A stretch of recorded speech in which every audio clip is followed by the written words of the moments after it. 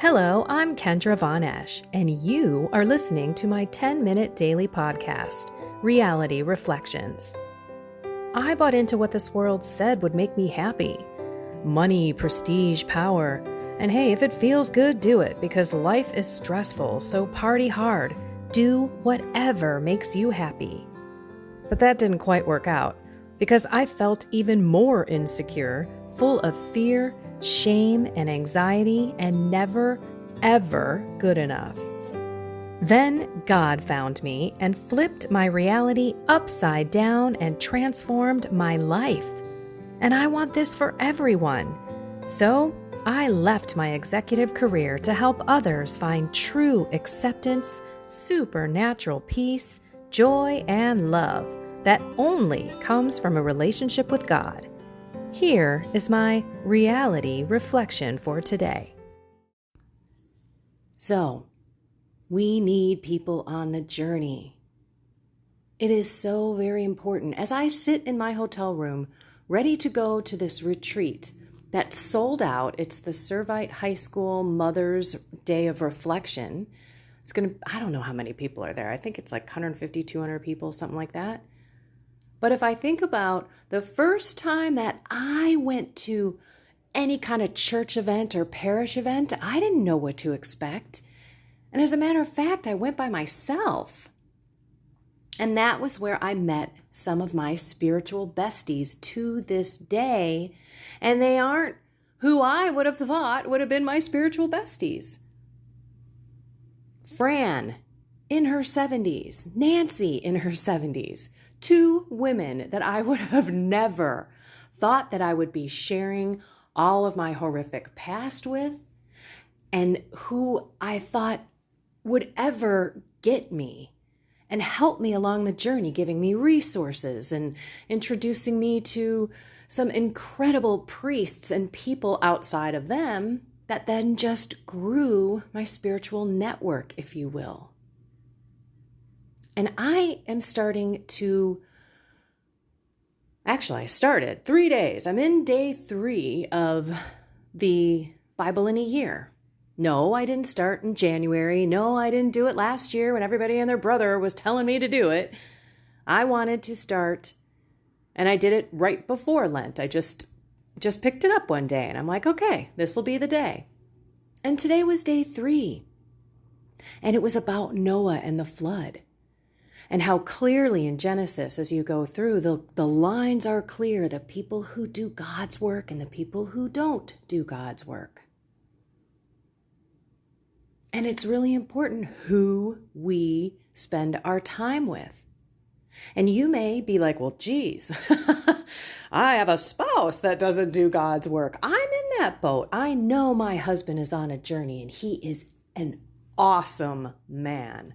He is more spiritual than me sometimes. As a matter of fact, he's like my mirror. He calls me out on stuff. God is changing his heart. But that's also because of me, because God is changing my heart. So because God is within my marriage, we got married sacramentally, I know God is working on my husband's heart as well. So to see me change as much as I have over these years, my husband has got to change too, right? Or say, I'm out, right? This ain't for me. I didn't marry this. Clearly, I couldn't be more different. So I know that there's some struggles out there. You are maybe finding difficulties connecting with some of these spiritual people. So might I ask that you reach out in a new way? I'm a coach. You know I'm here. Send me an email. Let's talk. We need help. And the more you seek this out, please try to go to some parish events, even if it's by yourself. Even if you don't want to tell anyone you're going. God will work miracles in your life. You never know who he will put in your way. So today, Seek out some of that spiritual friendship. Pick up that phone to that person that you haven't talked to in a while. If you're not a phone person, send a text. Just get connected again. I think a lot of people feel alone nowadays, or very much floating on their own little islands, because there is so much going on in the world and so many different views. It's almost like, are there two clear bloodlines, or are there 50, 60, 70? Because that person believes this but doesn't believe that. That person's this way and that, but yet this way. Like, make your yes be yes, make your no be no. And I think that we need strong spiritual people in our lives, people that we can follow on YouTube, on social, tools and things that we can do that these people create, like my video prayer program.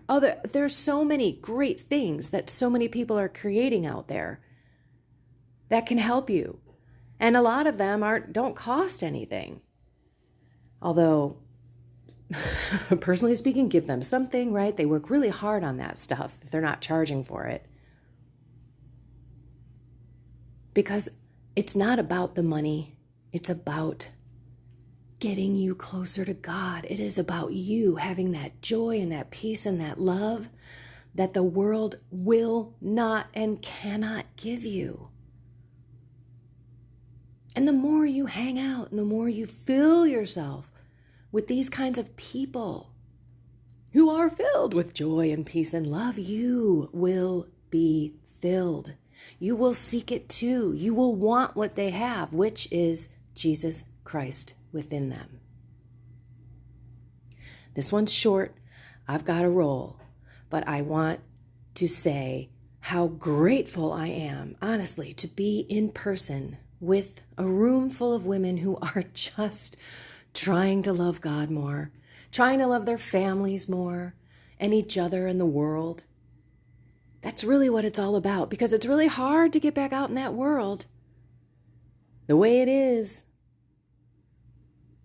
And to be that light and that guide.